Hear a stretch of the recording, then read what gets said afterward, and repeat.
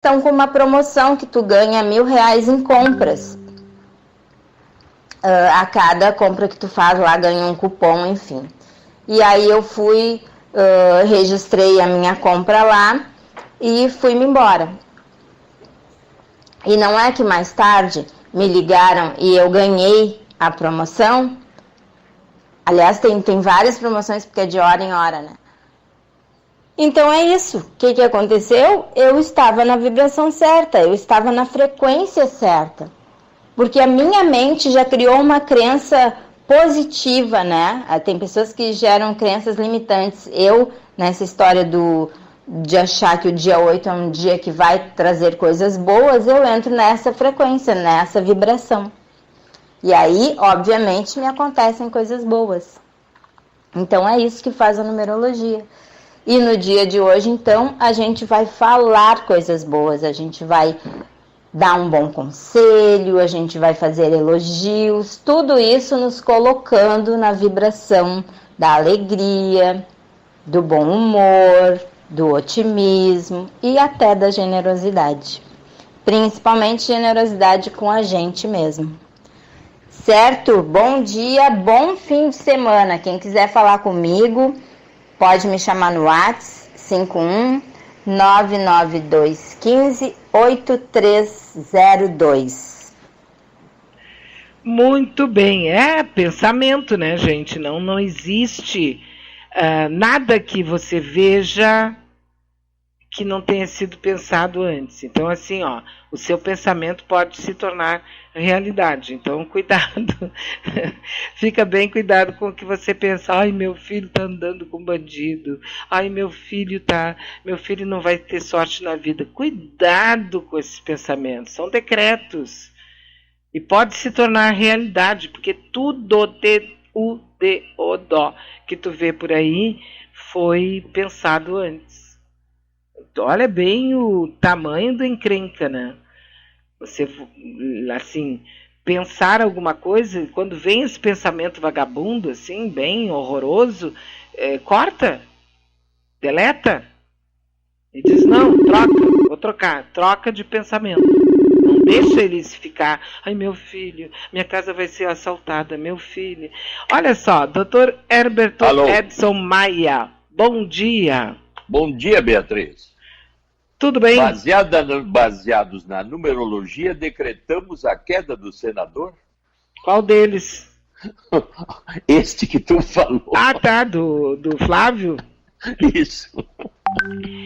Pois é, rapaz, eu não tenho ainda as datas dele, vou ver se consigo. Vou fazer um cálculo. Fazer um cálculo para ver se ele tá... Uma coisa é certa, né, doutor Maia? A batata dele está assando. Depende o lado, né? Depende o ângulo. Pode ser uma batata assada para um churrasco. Isso, e pode ser uma batata só mal passada. Só mal passada, é verdade. Não, tu sabe, aí é de novo aquela coisa, né? Quanto mais poder eu tenho, mais recursos eu tenho para evitar qualquer tipo de ação contra mim, né? E lá, como todo mundo está com o rabo preso, tem uma coisa que está rolando aí pelos WhatsApps da Jeglândia, aonde eles estão dizendo que como é o nome dele, o Eduardo Cunha, está fechando delação premiada com a Polícia Federal. Essa é uma das grandes expectativas, né? Pois é, mas aí não fica só pedra sobre pedra, né? Não, é por isso que eu digo que, como tu diz, é muito rabo e a gente vê uma teia de rabo se entrelaçando. Total.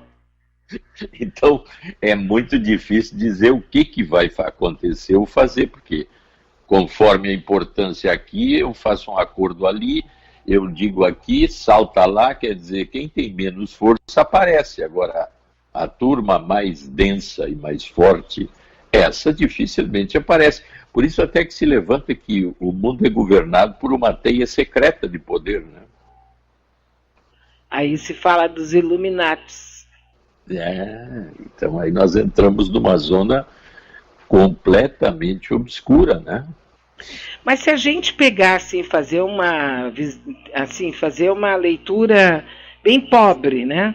Sem assim, descer nas minúcias de cada tempo, todas as nossas civilizações, elas cresceram, né? Depois floresceram, chegaram num platô e depois despencaram. Isso é a história da humanidade, certo? É. E acho que a nossa civilização, especialmente aqui a nossa mesmo, ocidental, baseada exclusivamente, agora já também cooptou lá a outra parte, né, a civilização oriental, nós estamos na descida, nós estamos em decadência. É que eu gostei de um artigo que eu vi, achei interessante as metáforas. Ele colocou o seguinte: por que o liberalismo é uma coisa tão difícil de se resolver? Aí ele disse assim, as estruturas que têm pernas e cérebro, aí ele disse assim, a aranha, por exemplo. A aranha tem 8 patas, tu tira uma pata, ela continua com a uma, cresce outra, mas se tu mexer no cérebro da aranha, aí ela desaparece. Quer dizer, tem alguém que é um comando lá. Se tu mexer naquele comando, então ela não morre. Sim. O liberalismo, olha a metáfora que ele usou, é uma estrela do mar. Estrela do mar, se tu tira uma das hastes da estrela, cresce outra.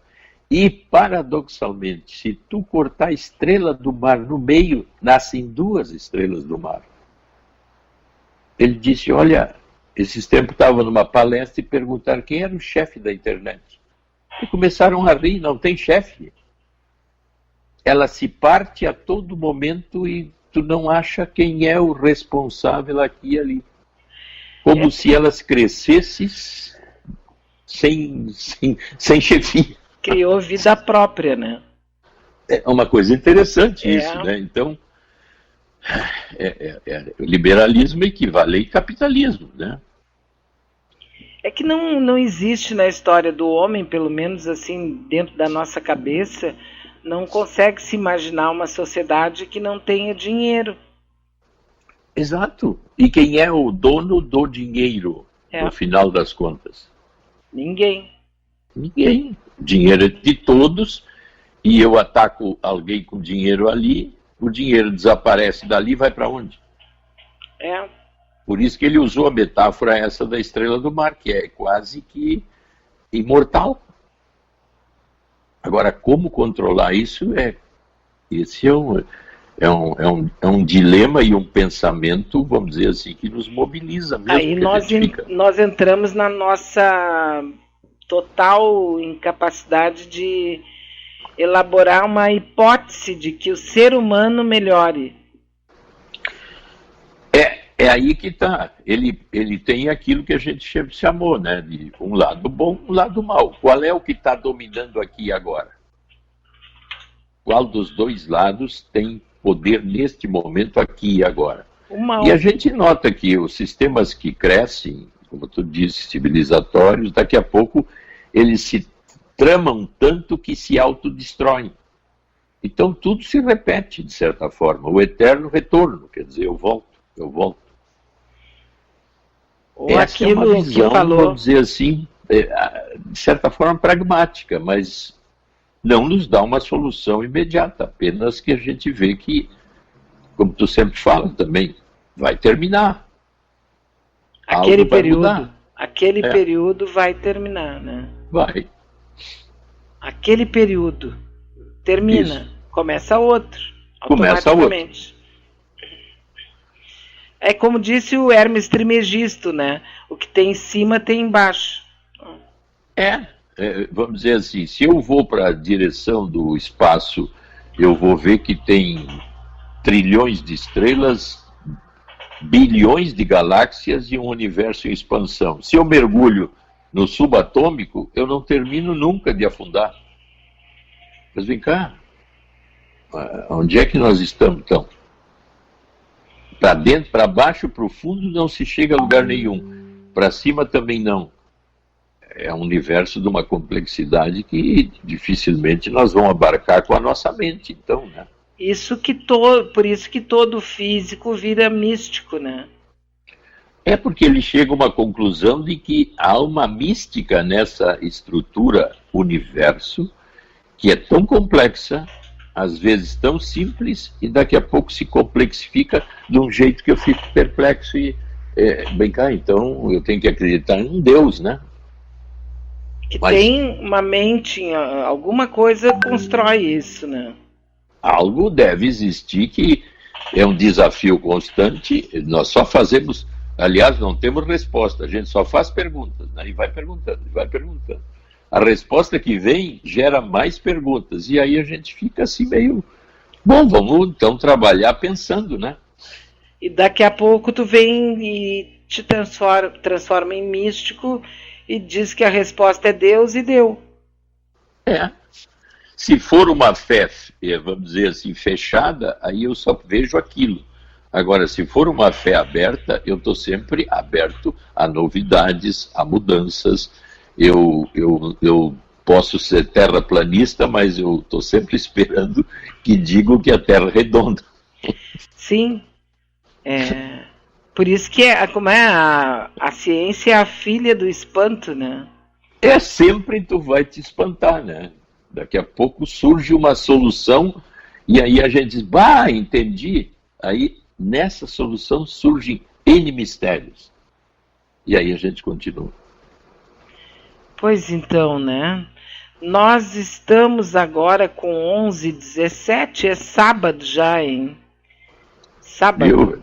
Quase no fim do ano. Não, mas Dr. Maia, antes de ontem era segunda-feira, hoje já é sábado. Onde é que eu tive esses dias todos? Pois é, onde é que tu andou? É uma coisa assim, muito louca, né? A rapidez com tudo isso. Mas e daí, né? Como a gente tem, assim, o nosso objetivo é falar sobre o bichinho de duas patas e com um cérebro também, que é o ser humano. Isso. Esse bichinho de duas patas é muito louco, né? Não, o que campeia mais é a loucura, né? Porque dentro de padrões que a gente acharia que é correto, está sempre havendo desgarros impressionantes, né?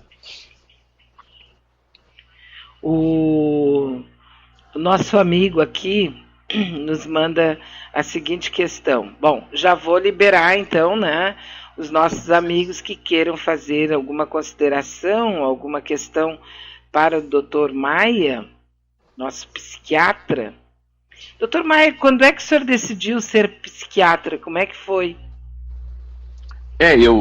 A minha mãe sempre foi assim meio mística, né?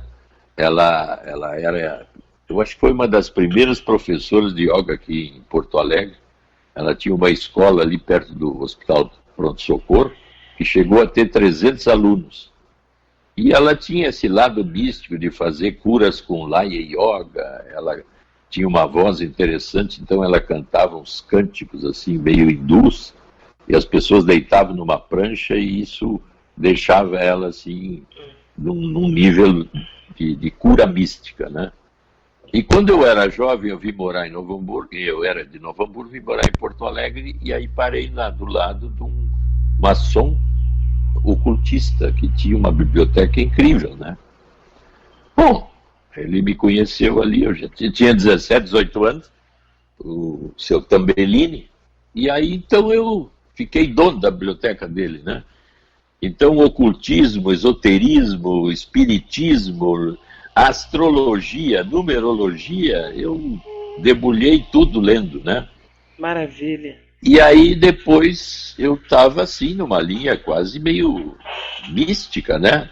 Um grupo de estudos, enfim, e eu era considerado, médium consciente. Não tinha incorporação, porque eu sabia muito intelectualmente. Então, aí depois eu entrei para medicina, fui fazer cirurgia, fiz até residência em cirurgia e me dei conta, né, do gosto pela psiquiatria. Eu ia para os Estados Unidos fazer cirurgia de transplante de coração em Oklahoma. Tinha até uma carta do médico lá, meu tio ia pagar tudo, Hospital Maia Filho. E aí eu decidi, foi uma decepção para todo mundo, mas aí aquela parte mais psicológica, mística, assomou, e aí eu entrei para um curso de